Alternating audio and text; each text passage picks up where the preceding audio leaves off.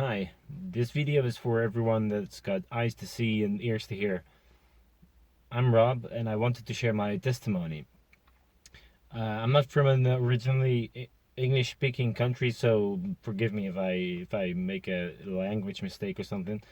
Um, I was raised in a Christian family, but it wasn't alive. The faith wasn't alive.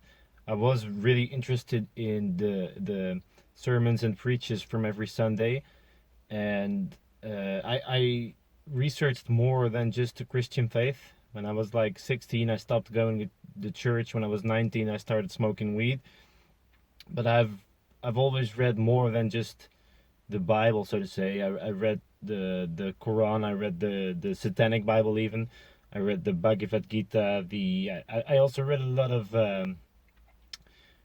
scientific research for evolution and all that stuff. So I don't want to say I'm an expert, but I kind of know what I'm talking about. And why I'm here to talk to you guys is that after I started smoking weed, which is 7 years ago now, I started doing more and more other stuff, like just searching for what is out there and what is real. I went to some kind of new age, like groups with special experiences. You had to pay for getting inner healings and all that stuff. And I was literally searching for what is real and what isn't real, and what is important and what is fake. So that's why I read all that stuff. That's why I did some of all that stuff. But I also like to party, and I like to do drugs with friends and all kinds of stuff like cocaine and I was mainly smoking weed. I smoked weed every day for 6 years, and I somewhere at the beginning of this year, it's now August. I somewhere in May, I think, I was at a party with a friend, and I took some stuff that was more than the usual. I did some LSD, I did some truffles.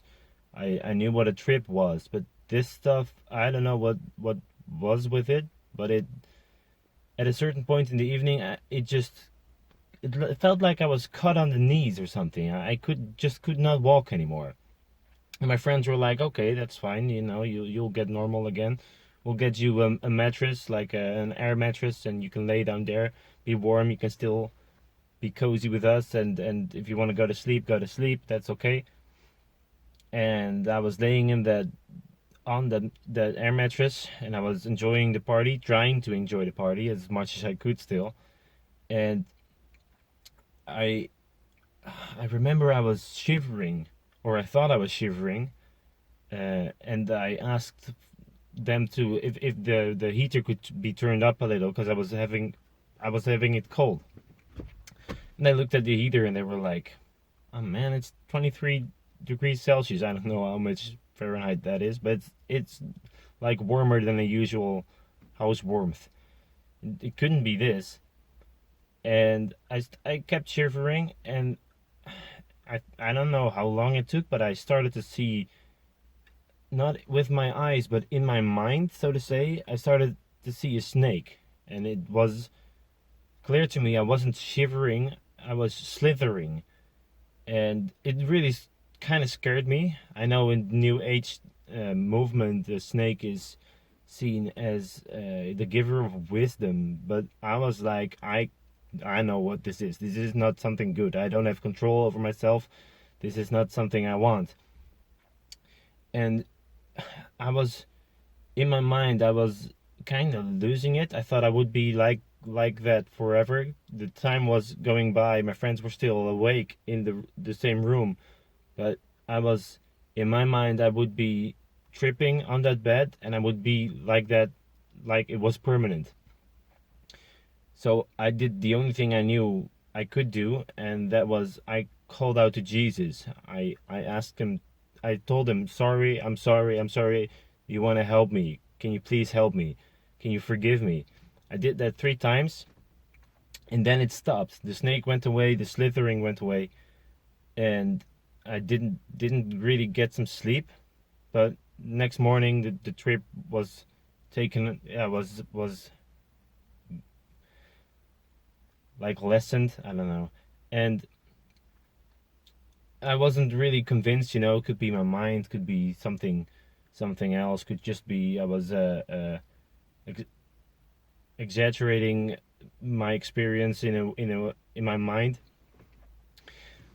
But like I said, I wanted to research what was real and what wasn't real. So when I got home, I was telling to myself like, okay, if this is real, I have to I have to research it. If it's real, I have to know it.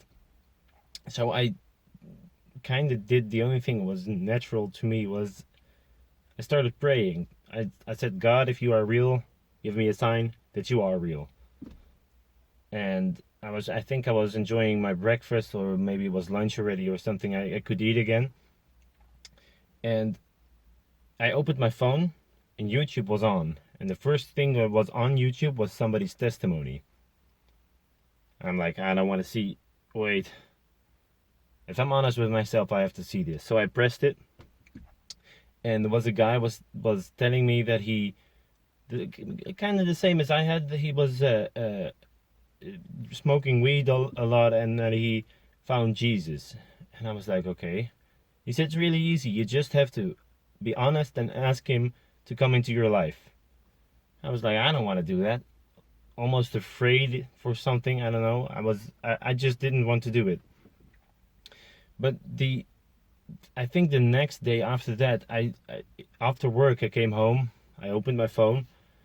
I started, I think, watching Instagram or something, and I didn't follow any Christian stuff on YouTube or Instagram. And all of a sudden there was a post, and that was somebody's testimony telling people to go to God and read the Bible and stuff. I'm like, okay, what is this? I'm gonna watch it again.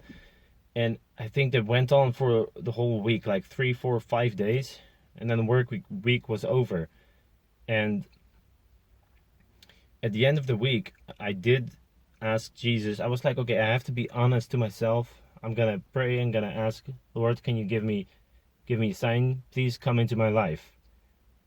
I was still smoking weed by then, but it was the experience that I got was pretty strong. I got emotional. It didn't feel like it came out of myself. It was like something from outside was trying to, I would almost say, make love to me. It's not right to say, but it was a force from outside that was hugging me and cherishing me and kind of telling me that it was celebrating that I would have asked something like that. And the next thing I read online, I was just searching for something else, and there was a sentence that stuck in between that if you converted to the Christian faith, you have to be baptized. So then it was Saturday, and I went to help my brother on Saturday, and he's in the church. He's in the I don't know, management team, something like that. And I talked to him about it. That I was like, not straightforward, but I was like, I kind of think that I am a Christian now. I feel like it's real. I cannot deny what I just witnessed and everything around it, what happened.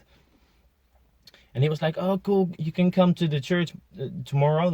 It was on Saturday, so he said, "You can come to the church tomorrow.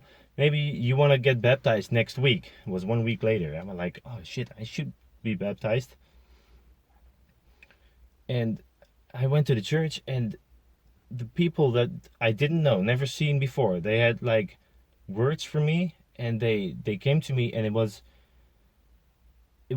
it hit the nail straight on the head. It was the really weird and awesome experience to have, but it all that together solidified to me that it's real. So I still smoked weed at that point, and I got baptized the 6th of the sixth month this year.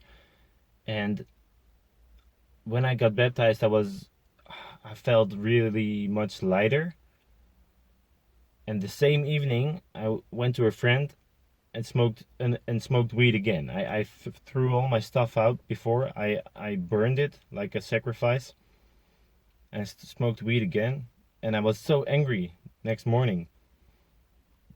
So I kind of cried out to God, like, how can this be? I want to live right, and that now I have to admit to myself I'm addicted. I have to admit to you I am addicted. What's going on? And after that, the addiction of weed just went away. I tried to stop before. It never really worked. I could like stop for 1 or 2 weeks, and I was always cranky and night sweats. When you wake up in the night and you're covered in sweat, your body is readjusting. And I never had anything of that. I wasn't cranky. I wasn't moody. I didn't have night sweats. It was just gone. I've By now it's a few months ago. I have to say I'm a much gentler person. I don't have the sudden outbursts of anger anymore. I can control myself more. I have patience with people. I I literally feel like a new me from the inside. And I just wanted to share this to people that that might need to hear it, that are in a certain place, that are searching for stuff like I was, and that don't know it yet, but they are searching to the wrong stuff. There's only one God. There's only one thing that can give you what you want. But you have to admit that you are nothing. You cannot even come close to the thing you want. And the moment you humble yourself and ask him to come into your life, he will come. There's no mistake in asking it. And beware, because stuff will happen when you ask it. But it's real. It's good. And I'm not saying I'm perfect. Absolutely not. I'm still smoking cigarettes. I'm trying to quit that. That's something I don't get like delivered from, but that's something I have to give up. It's it's it's almost like the weed addiction, the addiction to marijuana was a false god to me. It had me in chains. It had me in bondage, and it was like God said, "No, if this is gonna stand between you and me, I'm gonna take this away from you. But the rest, I want you to give up to me." And that's what I'm working on, and it's a slow process, and I'm happy I'm happy for the fact that I just lost the weed addiction. It's first of all, that's a lot of money that goes out every month, but it's a worthless thing to be smoking weed every day all day. And it's not bad to smoke weed like once in a time or something. I'm not saying that. And if you want to smoke weed, then you do what you have to do. I'm not gonna judge you for what you're doing, but I just do want to say, if you are looking for a solution, if you are searching for something you miss, if you are searching for something that can heal you, I've done all that spiritual practices. I've tried everything. Well, not literally everything, but a lot. There's only one thing that is real. There's only one thing that can help you. And I've experienced it.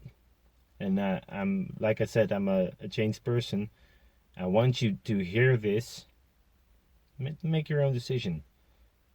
I'm gonna use this YouTube channel to explain a lot about the Bible. Maybe get some other religious books with it. To and archaeology, using archaeology and Bible in biblical context to show you how real and reliable the book can be, because I've been researching it. Like I told you, I try to be honest with myself, and if I believe something, I'm not just gonna believe it because somebody told me or it's written somewhere. I'm gonna believe it if all the things around it make up the whole. And I can tell you, especially the first few books of the Bible, if you understand them, there's that's for another video, but I'm gonna leave it here. Hope you have a nice day. God bless.